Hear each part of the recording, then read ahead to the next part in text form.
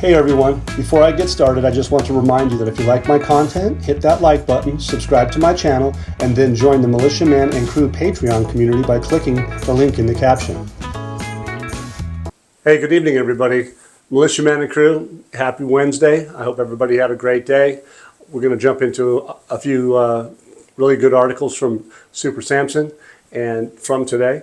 And maybe one of them that might be from yesterday, but powerful news today. So we'll get started here shortly. What I'd like to also say is that I invested in the Iraqi Dinar because of my experience in the past when I was trading gold stocks and such. I had a good friend that shared with me something. He says, hey, have you ever heard of the Iraqi Dinar? And that was 15 years ago. And I said, no. But he said, well, why don't you do me a favor? Will you study it for me and see what you think? I said, sure, I'll do that. Well, he finally called the cards on me. He says, hey, I asked you to study the dinar, and you didn't.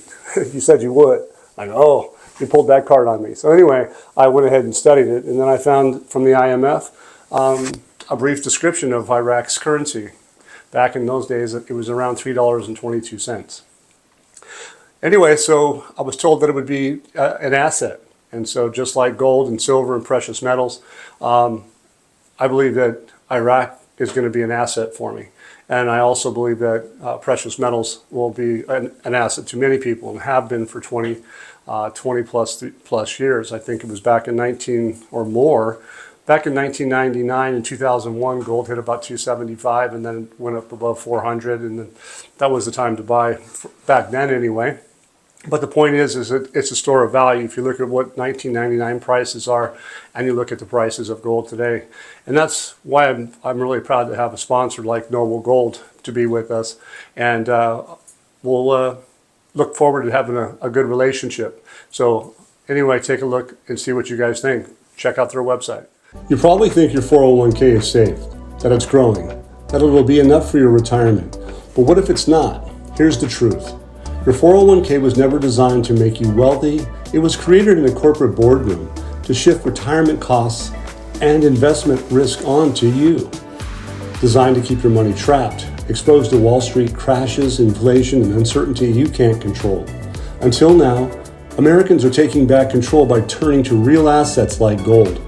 Noble Gold Investments has helped thousands protect their future by converting part of their retirement savings into physical gold.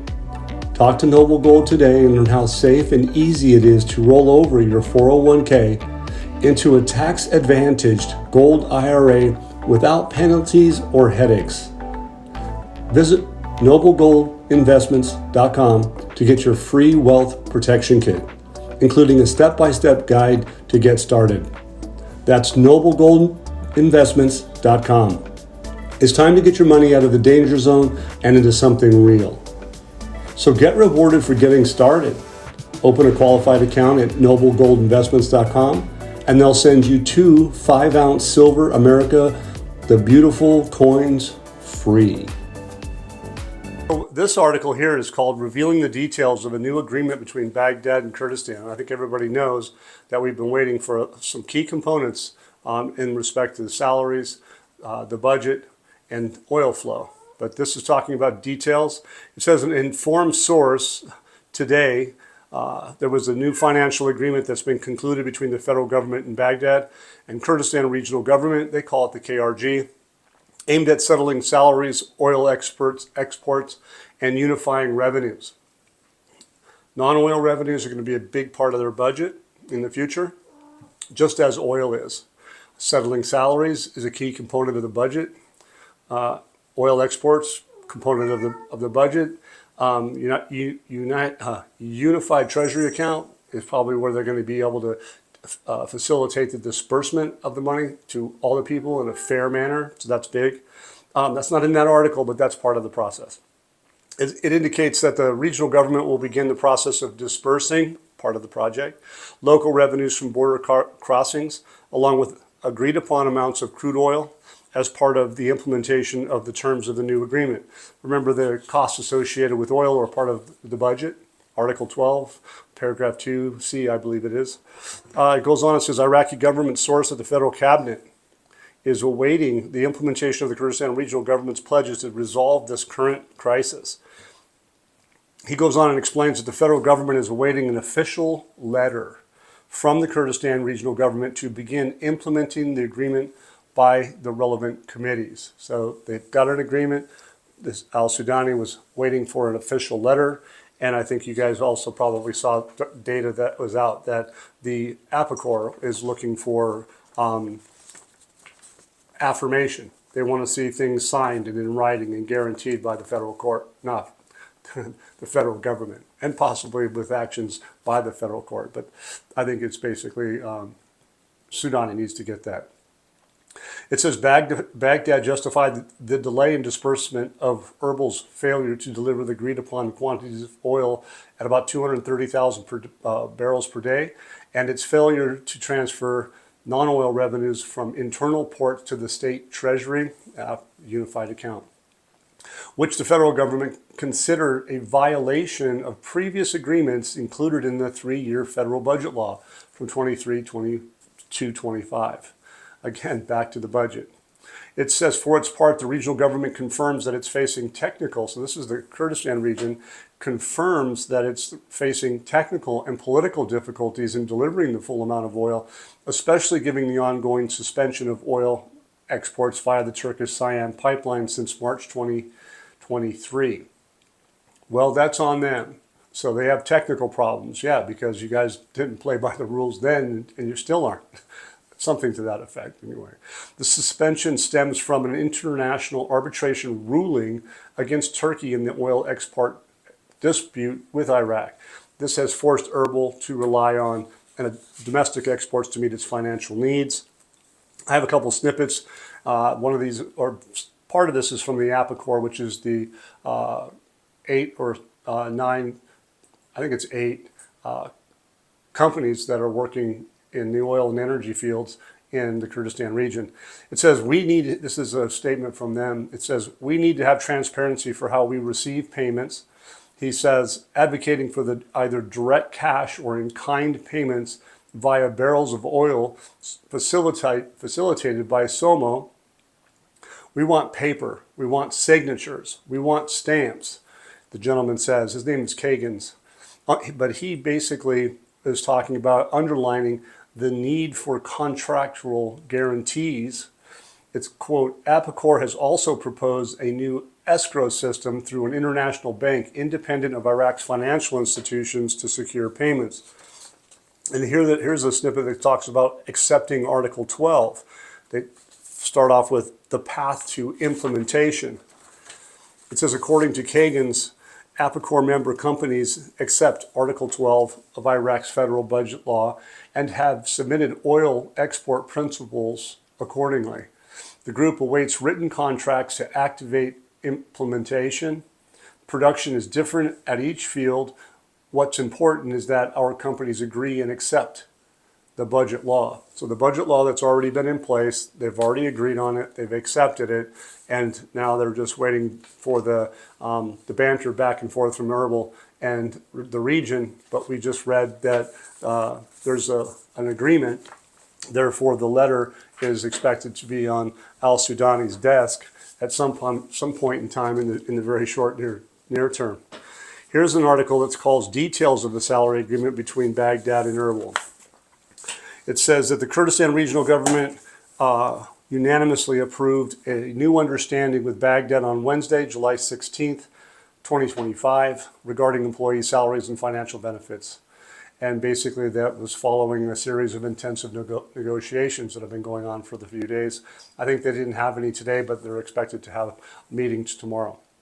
The approval process began with the Kurdistan Democratic Party and the Patriotic Union of Kurdistan, which they asked the region's Prime Minister, Masroor Barzani, to approve the draft proposal from Baghdad as a settlement solution. And Barzani goes on and approves this draft and was sent to Baghdad yesterday. And so today it didn't show, but maybe tomorrow it will. Iraq Prime Minister Mohammed Shia al-Sudani responded, though, yesterday with an approval. Okay. Kurdistan Regional Government Council of Ministers held a meeting on today, and it was Masroor Barzani attended by his deputy, Kubad Talabani. It says Barzani and his deputy represented the details of a joint understanding reached yesterday in Baghdad regarding the provisions of financial dues to the region and its obligations. Council of Ministers welcomed the agreement and unanimously decided to implement its provisions, according to that source.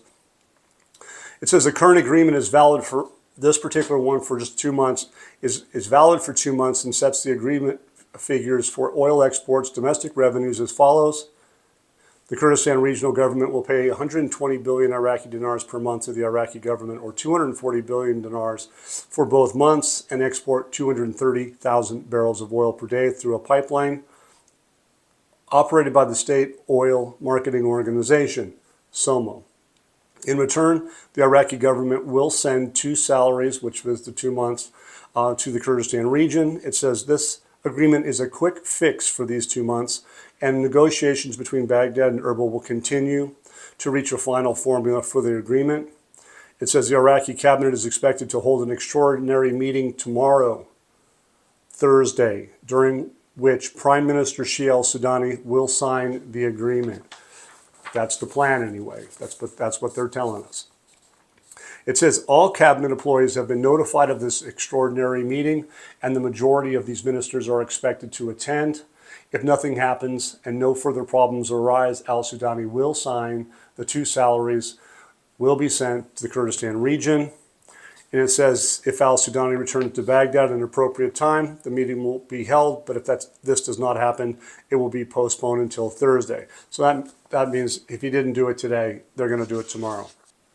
So this particular article is called "The Parliamentary Finance Committee Directed to Host the Minister of Finance Next Sunday." So the Ministry of Finance is being called to have a meeting with the Parliamentary Finance Committee on Sunday regarding the delay in submitting the budget schedules.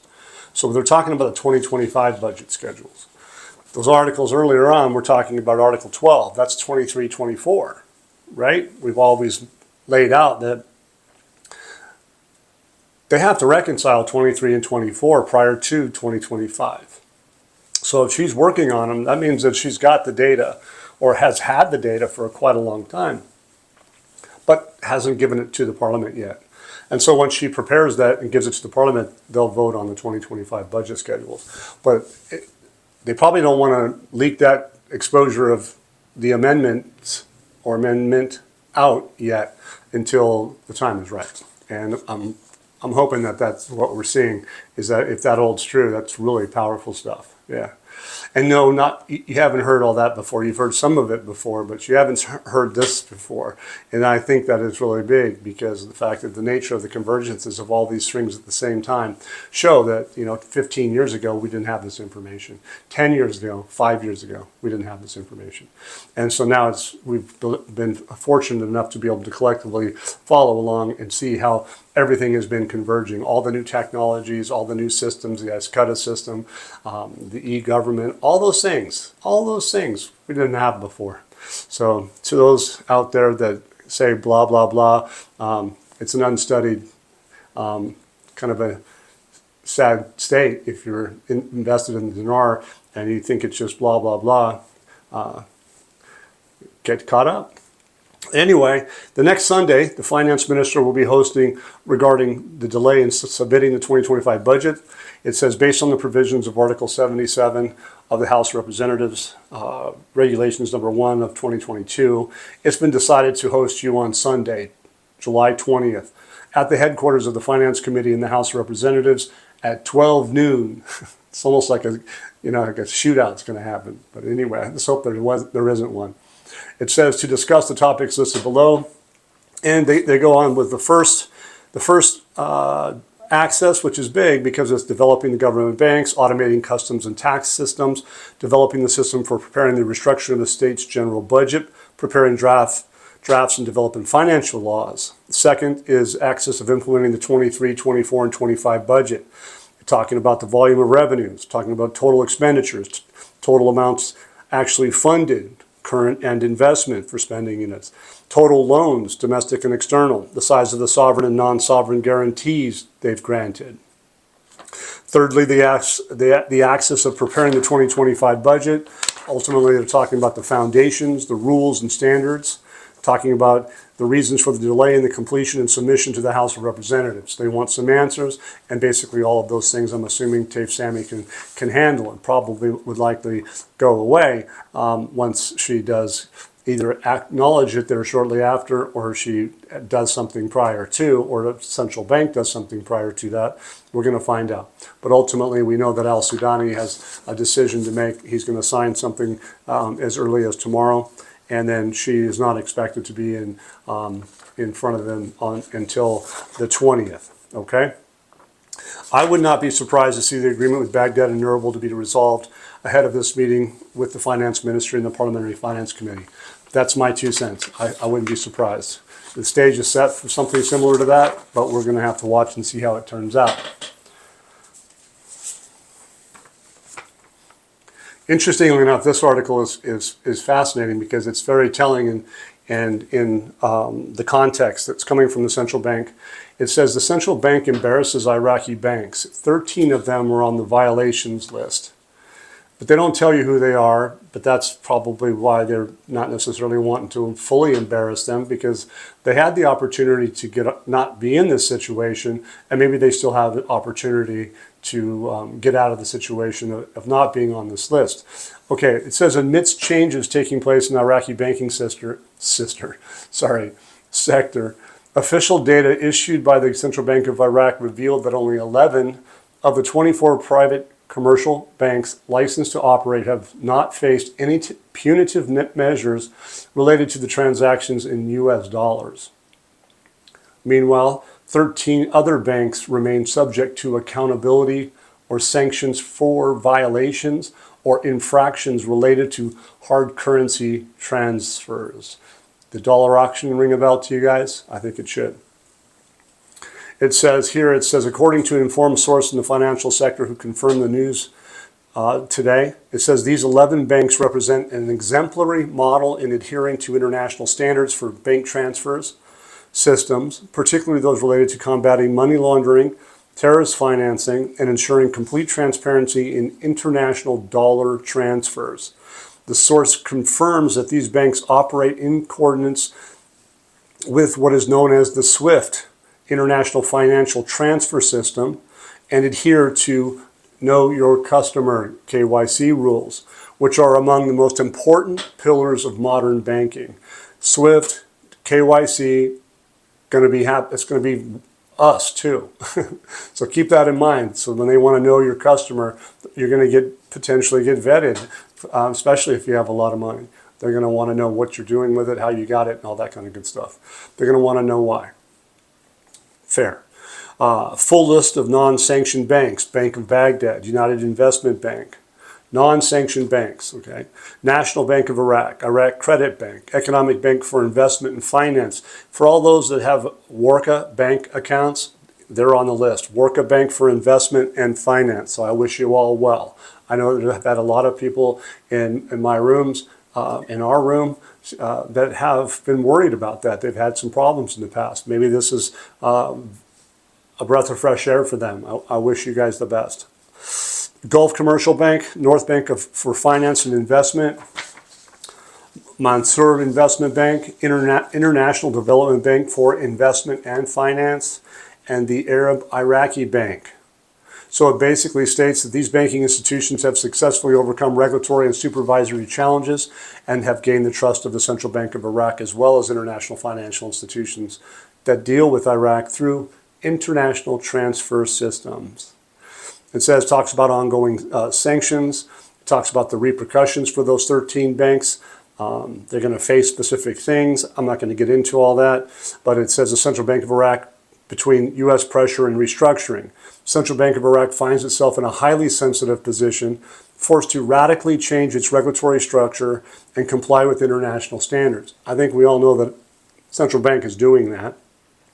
But it says the central bank has taken measures including linking all banks to electronic regulatory platforms and requiring them to submit detailed periodic reports on financial transfers to ensure compliance with the requirements of the U.S. Federal Reserve and the International Monetary Fund. It talks about analytical reading. Are we facing a restructuring? Anyone following the banking scene in Iraq cannot ignore the transformations this vital sector is undergoing. While U.S. sanctions are viewed as a tool of political and economic pressure, they also represent an important impetus for long-awaited radical reform. Yeah, it's been a long time. Furthermore, the fact that 11 banks out of the 24 remain in the compliant category indicates a real gap in the level of banking governance, and ultimately we're going to find out how the country and the central bank move forward. I think they're looking at Iraq can confidently move toward reform and transparency, more likely than taking the side of those 13 banks that are not, because sanctions aren't very pleasing and they do not build confidence into international investors. I think Iraq is going down the right path. I think playing by the international rules, Iraq will find themselves locked in with massive profits in the future. So I think Al-Awlaq is going to do the right thing, and his track record to date, in my view, supports that that's going to be the case. His background supports it as well. In this last article, it's a little bit lengthy, but the IMF explains exchange rate arrangement. I think it's a big article today. It's the International Monetary Fund has issued a brief explainer on Iraq's exchange rate arrangement. The follow-up to last week's report on the state of Iraqi economy, the IMF clarified as follows. Exchange rate arrangement. Iraq's de jure and de facto exchange rate arrangements are classified as a conventional peg arrangement. You guys can look that up, conventional peg. The central bank law gives the Board of Central Bank of Iraq the authority to formulate exchange rate policy. Effective as of February 8th, 2023, you guys can remember back that far, I sure do. It says the official exchange rate was set at around 13.20. I think it sets at 13.10 today on their website. According to closing prices of the daily bulletin of gold and main currencies published on the CBI website, which is www.cbi.iq. But today there has been a change to Iraq's system, according to the article, not necessarily from the CBI's website. Don't let me confuse you. It says there's been a change to Iraq's exchange system since the last Article 4 consultation, and I believe that consultation was early January, or early in the year. Okay, don't for sure what month specifically, I don't have that, but I could get it. Iraq continues to avail itself of the transitional arrangements under Article 14, Section 2, but no longer, so they no longer maintain any restrictions under this provision. Iraq does not maintain any current exchange restrictions or MCPs, which is managed currency pegs. They're not doing that anymore. All international transactions have been routed through commercial banks via their correspondent bank relationships. Okay, we know all about that. And they're probably going to be looking to do a lot more. The Central Bank of Iraq replenishes these balances weekly based on foreign exchange demand and conducts audits to ensure that the allocated funds are used in compliance with AML and CFT regulations. Private banks are also encouraged to broaden their CBR networks, particularly with U.S. financial institutions. And people, you guys may not know that, but that's part of changing their exchange rate regimen is going to, I'll go on to what I believe it means. And it's a diversification of banks around the world, so not just U.S. oriented. They're going to go to a market economy. That's what we've been wanting for all these years. It may not be described that way in the past, but we all know that they're going to have public-private sector relationships, partnerships, if you will. So look, changes have been made to Iraq's exchange rate arrangements. This event looks to be for a specific reason to allow for the exchange rate arrangements or a change in exchange rate arrangements. All exchange rate restrictions are no longer. This move will strengthen Iraq's ability to integrate into the global financial system. Have no doubt about that. Iraq will be using other non-U.S. financial institutions during the integration process. The primary international transactions will be processed through commercial banks via their correspondent banks, which reduces direct reliance on the Central Bank of Iraq to do foreign exchange transactions. So they're going to the central bank is going to act like a real central bank. The central bank hasn't truly done that for about 20 years. But now they're going to take the seat back where they should be by not doing that, allowing the commercial banks and then also with correspondent banks to do exchange transactions in foreign currencies. The United States dollar is a foreign currency. The removal from a conventional peg or a managed system to a more flexible one that will be to a more market-driven financial system is a big deal. The shift is a new one that has taken place since the last Article 4 consultation by the IMF in early 2025. From the looks of this, it may support that Iraq is gearing for an expected real effective exchange rate to be coming. This move is at least going to enhance or strengthen investor confidence in Iraq and facilitate trade by reducing bureaucratic hurdles that the country has had in the past. By focusing in on the AML and the CFT shows that the CBI is talking what has happened seriously and is aligning with international standards, which may improve its reputation in the international financial system and global markets. Iraq's moving to a more flexible or liberalized exchange rate that will rely on commercial banks or correspondent banks from the CBI, which was most likely based off an IMF recommendation. I would not be surprised to that. This move is to get away from an oil-based economy to market or private sector-driven one shows just how far Iraq has come in banking reforms, moving and going away from non-U.S. correspondent banks and to play by the AML CFT standards. Looks to be Iraq is positioning to integrate into the global financial system, whereby attracting more foreign investment. Is this move risky?